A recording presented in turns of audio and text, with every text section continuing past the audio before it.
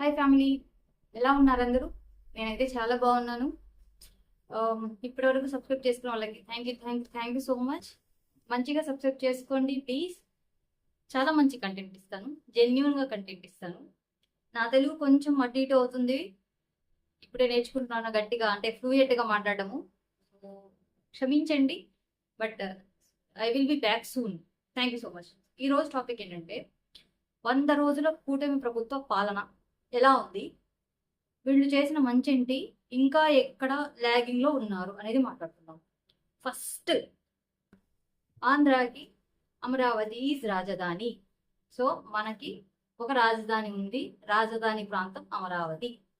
ఇప్పుడు నా ఫ్రెండ్స్ ఎవరైనా అడిగితే మీకు రాజధాని లేదు అంటే నేను గట్టిగా ఒక్కటిచ్చి నాకు మా రాజధాని అమరావతి అని చెప్తా. సో దానికైతే నేను full happy.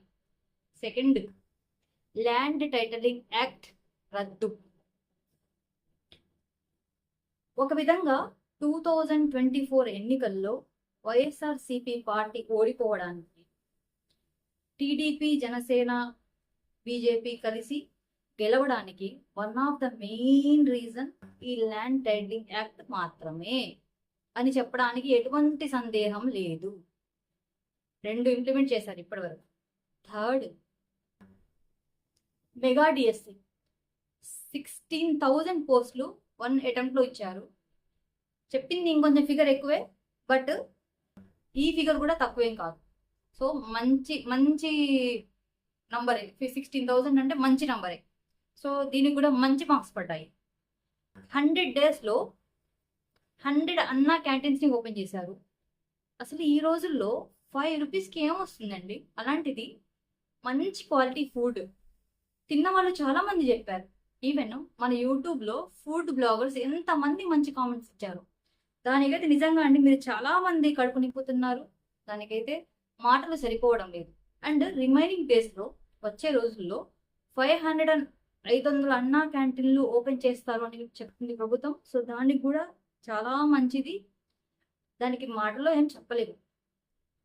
So fourth point, recently విజయవాడలో వరదలు వచ్చాయి.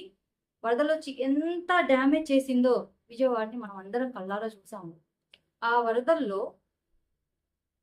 చంద్రబాబు నాయుడు గారిని కానీ, రామానాయుడు గారు కానీ ఆ బుడమేరుని పూడ్చడానికి ఆయన 3 డేస్ అక్కడే గొడుగు పట్టుకొని ఉండటము, వరదల్లో ఫుడ్ డ్రోన్స్ ద్వారా ఫుడ్ని పంపించడము, వరద ప్రభావిత ప్రాంతాలలో తిరిగి పడవేసుకొని తిరిగి చేయడము, ఆ ఏజ్లో కూడా అసలు డ్రోన్ ద్వారా ఫుడ్ని పంపించవచ్చు అనేది నిజంగా అసలు కమెండబుల్. ఇంకా వరద వచ్చింది, బురద కూడా వచ్చింది, పాపం ఎంతని క్లీన్ చేసుకుంటారు? దానికి అగ్నిమాపక సిబ్బందిని ఎలకేట్ చేసి ప్రతి ఇంటికి పంపించి క్లీన్ చేయించి without any single rupee of cost అలా చేశారు అంటే ఆ ఆలోచనకే మనం ఎంతైనా చేయొచ్చు. అండ్ ఈవెన్ చాలా మంది చెప్తున్నారు, మా దగ్గర ఈ టీ డబ్బులు తీసుకుని 100 రూపాయలు 500 రూపీస్ తీసుకోండి అన్నా కానీ ఎవరు వాళ్ళు అగ్నిమాపక సిబ్బంది 1 రూపాయి తీసుకోవట్లేదు. ఇది మా సేవ, మేము సేవ చేయడానికి వచ్చామంటున్నారట. అసలు నిజంగా ఎంతమంది ఉంటారు అలాగా? సో దీనికైతే 100కి 100 మార్క్స్ వేయచ్చు. చాలా మంది బైక్స్, కార్స్ తడిచిపోయాయి ముంపు ప్రభావిత ప్రాంతాల్లో. అవి కూడా గవర్నమెంటే రిపేర్ చేసి ఇస్తాము అని చెప్పారు. నిజంగా ఒక్కొక్కటి లిస్ట్ చెప్తుంటే నాకు ఎమోషనల్గా ఉంది. ఇంకొకటి, ఆ వర్షాలు తగ్గిన తర్వాత ముంపు ప్రభావిత ప్రాంతాల్లో 2000 కాస్ట్ అండి. లైక్ 25 kgs రైస్ బ్యాగ్, ఉప్పులు, పప్పులు, చిన్నపిల్లలు ఉన్నప్పుడు బిస్కెట్స్, చాక్లెట్స్, ఇవి ఏంటి మిల్క్ ప్యాకెట్స్ అవన్నీ ఇచ్చారు. నిజంగా one of the best decision మన మన మన one of the best thing మన సీఎం గారు చేసింది. నిజంగా దీనికైతే చాలా చాలా చాలా రుణపడి ఉంటారు జనాలు ఆయన ఆ టైంలో చేసిన దానికి. కానీ ఒక్క డౌట్ ఏంటి అంటే, ఏదైనా వరదలు వస్తున్నాయి, వర్షాలు వస్తున్నాయి అంటే మనకు వాతావరణ శాఖ ముందే చెప్పిద్ది, రానున్న 24 గంటల్లో ఈ ప్రాంతాల్లో వర్షాలు పడవచ్చు, రానున్న 48 అవర్స్లో వర్షాలు పడవచ్చు అన్నప్పుడు, విజయవాడలో ఇంత హెవీ రైన్స్ పడతాయి అన్నప్పుడు సీఎంకి, ఆ గవర్నమెంట్కి తెలుస్తుంది కదా.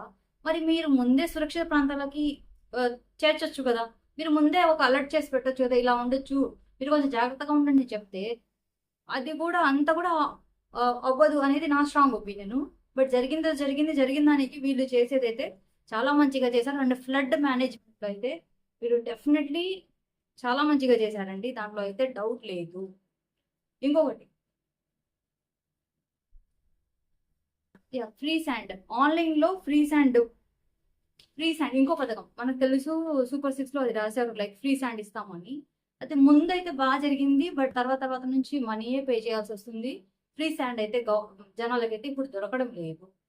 పెన్షన్ ముందు గవర్నమెంట్ అయితే పర్ యానం 250 అలా పెంచుకుంటూ పోతామని చెప్పింది. బట్ ఈ గవర్నమెంట్ మేనిఫెస్టోలో 1000 ఒకేసారి పెంచిస్తాము అని చెప్పింది.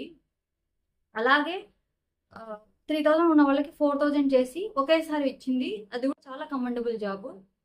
అండ్ కొంతమంది మరీ ఎక్కువ వికలాంగులు ఉన్నారు, పాపం వాళ్ళు అసలు నడవలేదు అన్న వాళ్ళకి 15,000 ఇచ్చారు. సో అది కూడా డెఫినెట్లీ మనం చాలా చాలా అప్రిషియేట్ చేయాల్సిన విషయము. అండ్ రాజధానికి 15,000 crores నిర్మలా సీతారామన్ ఒక సంవత్సరానికి ఎలిగేట్ చేశారు. 15,000 crores ఓన్లీ ఫర్ రాజధాని అంటే మనం definitely it's an appreciable thing. అది చాలా చిన్న విషయం అయితే కాదు, చాలా అప్రిషియేట్ చేయాల్సిన విషయము.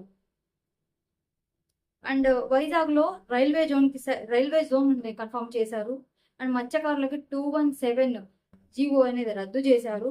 అండ్ టెంపుల్స్లో ఓన్లీ హిందూస్ మాత్రమే ఉండాలి అన్నట్టు, ఇది కూడా చాలా మంచి విషయం చేయాలి. అండ్ రీసెంట్లీ తిరుమల రెడ్డి గురించి ఇష్యూస్ జరుగుతున్నాయి. సో దాని గురించి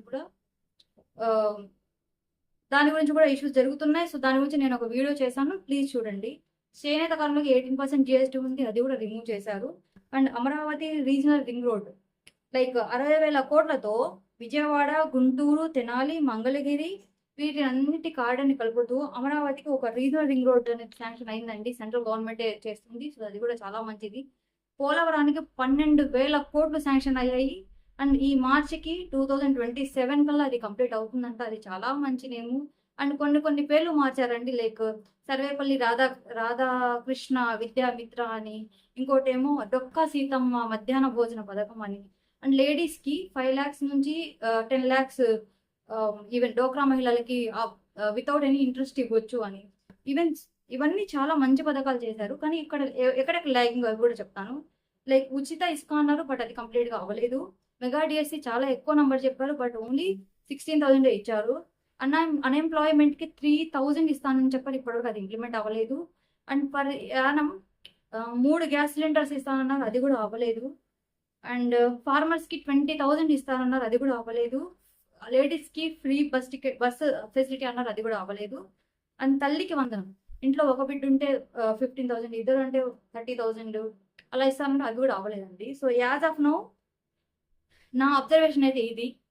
సో ఇంతవరకు అయితే నేను గ్యాదర్ చేయగలిగాను. సో ఇంకా మీకు తెలిస్తే నాకైతే కామెంట్ చేయండి. అండ్ మంచి వీడియోస్ రావాలంటే, మీకు మంచి వీడియోస్ కావాలంటే ప్లీజ్ సబ్స్క్రైబ్. బాయ్.